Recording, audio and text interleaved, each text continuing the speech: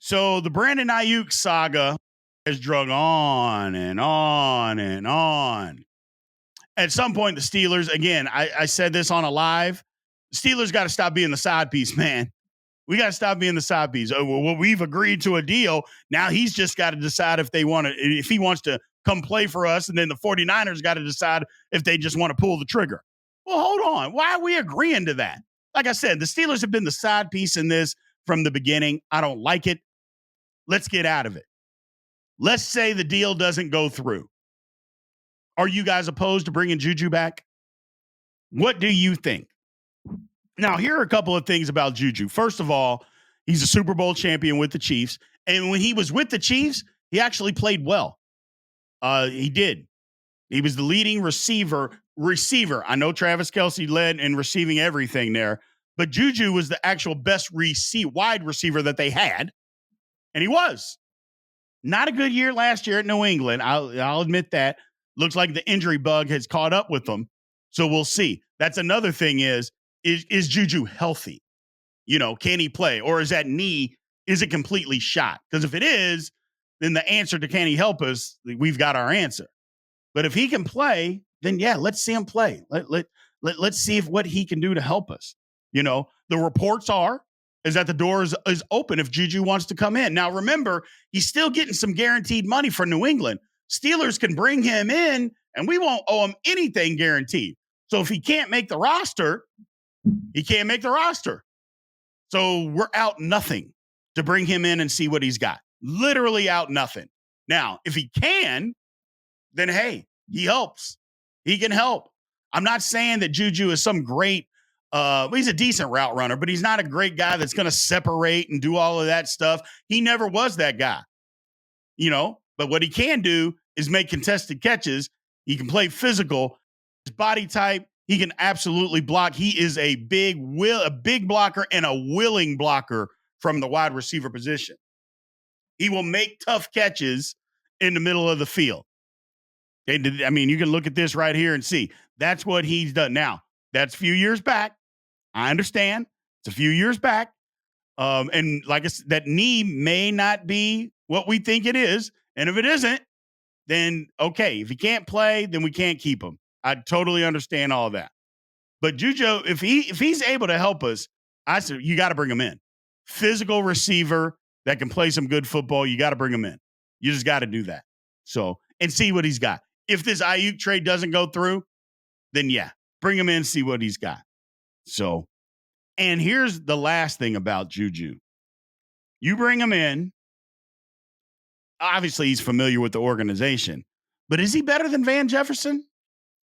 Is he better than Calvin Austin III? Is he better than Scotty Miller? Those are questions that you got to ask yourself if you decide to bring JuJu Smith-Schuster in. And if he does, is he better than those guys? I don't know. Again, I think it all kind of depends on the health of that knee. But if it's healthy, I think he's got a place here. I do. I think he's got a place here if healthy. If not, okay, it is what it is. But I think he's got a shot. I really do. Now, whether you think he's better than those guys or not, he plays a little bit different position than Calvin Austin and Scotty Miller because they're always going to be on the inside.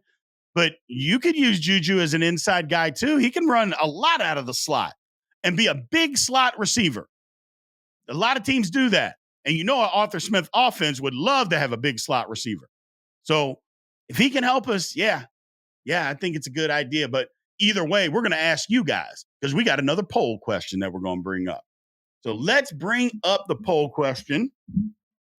If Brandon Aiyuk trade never happens, would you like to see the Steelers bring JuJu back for depth at wide receiver? Because he's not going to come back and be a starter. So the illusion that maybe hey, Brian, there's no way this guy's going to be a starter. I'm not saying that. But if you brought him back for depth, would you be okay with bringing back JuJu for depth if the Aiyuk trade does not go through? Please leave all your questions and comments in the comments section. So, look, the Steelers roster and the depth chart is starting to take shape.